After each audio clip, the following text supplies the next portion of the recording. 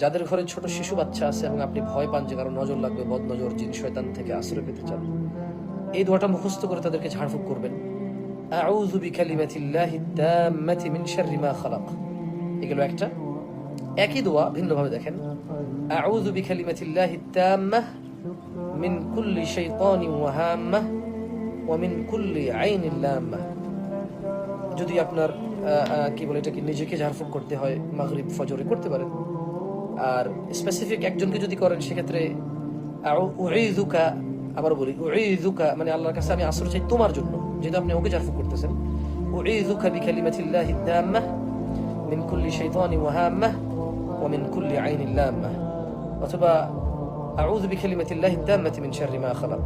বিশেষ করে নজর, বদনজর, কুনজর, জিন, শয়তান এবং নিরাপত্তার জন্য যদি আপনারা আল্লাহর কাছে আশ্রয় চান সেক্ষেত্রে এটা করতে পারেন।